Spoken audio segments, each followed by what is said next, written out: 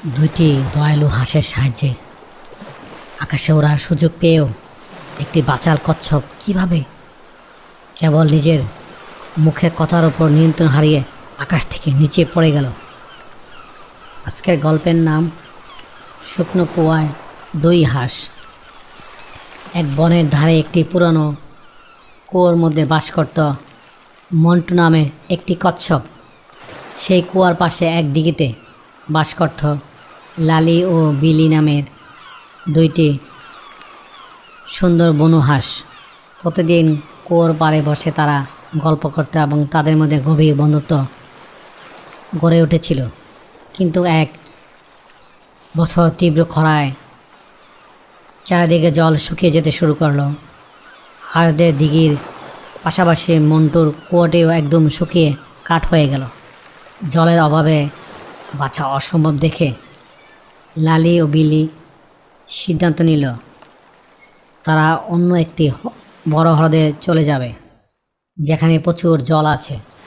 তা যখন মন্টুর কাছ থেকে বিদায় নিতে এলো তখন মন্টু কেঁদে ফেলে বলল, তোমরা তো ডানা মেরে উড়ে চলে যাবে, কিন্তু জল ছাড়া এই শুকনো কুয়োর ভিতরে আমি তো না খেয়ে তৃষ্ণায় মারা যাব।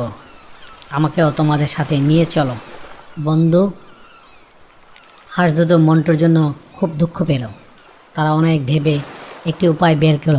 বিলি একটি শক্ত কাঠি নিয়ে এসে মন্টুকে বলল, মন্টু, আমরা তোমাকে নিয়ে যেতে পারি, তবে একটি শর্ত আছে। তুমি তোমার শক্ত মুখ দিয়ে এই কাঠের মাঝখানটা কামড়ে ধরে রাখবে, আর আমরা দুজনে কাঠের দুই প্রান্তে কামড়ে ধরে আকাশে উড়ব। লীলা সতর্ক করে বলল, মনে রেখো মন্টু, যাত্রাপথে তুমি ভুলেও মুখ খুলবে না বা কোনো কথা বলবে না। যদি তুমি মুখ খোলো তবে আকাশ থেকে নিচে পড়ে তোমার মৃত্যু নিশ্চিত। মন্টু মাথা নেড়ে প্রতিজ্ঞা করল যে সে একেবারেই চুপ থাকবে।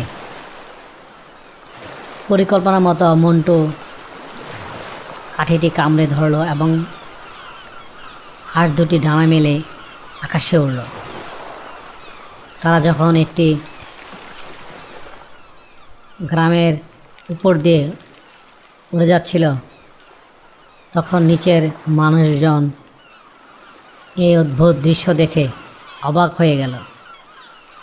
সবাই চিৎকার করে বলতে লাগলো, দেখো দেখো দেখো, কি তাজ্জব ব্যাপার! দুটি হাঁস একটা কচ্ছপকে উড়িয়ে নিয়ে যাচ্ছে। কচ্ছপটা কত বোকা, ঝুলে আছে। নিচের মানুষের এই চিৎকার আর হাসাহাসি শুনে মন্টুর মন খুব রাগ হলো। সে নিজেকে খুব চালাক ভাবল, তাই মানুষের এই কথা সে সহ্য করতে পারল না। সে তাদের জবাব দেওয়ার জন্য নিজেকে আর সামলে ধরতে পারল না। মানুষদের বোকা বলার প্রতিবাদ করতে গিয়ে মন্টু যেই না মুখ খুলে বলল, তোমরা এই বোকা, অমনি তার মুখ থেকে কাঠিটি ছুটে গেল। কোনো ডানা না থাকায় মন্টুর তীব্র গতিতে আকাশ থেকে নিচে পাথরের মাটিতে আছড়ে পড়ল। তার পিঠের শক্ত খোলস ভেঙে চুরমার হয়ে গেল। লালি ও বিলি উপর থেকে দুঃখ ভরা চোখে তাকিয়ে রইল। তারা মনে মনে ভাবল, যদি মন্টু শুধু নিজের মুখটা বন্ধ রাখত, তাদের উপদেশ শুনত, তবে আজ তার এই পরিণতি ভোগ করতে হয় না। এই গল্পের মূল শিক্ষা হলো যে অপ্রয়োজনীয় কথা মানুষকে বিপদ ডেকে আনে। যারা হিতৈষী বন্ধুদের দেওয়া সঠিক উপদেশ বা সতর্কতা মেনে চলে না এবং অসময়ে মুখ খুলে, তাদের পতন অনিবার্য। সঠিক সময় নীরবতা বজায় রাখাই বুদ্ধিমানের কাজ। হ্যালো বন্ধুরা, চ্যানেলটি সাবস্ক্রাইব করো এবং আমাদের সাথেই থাকো।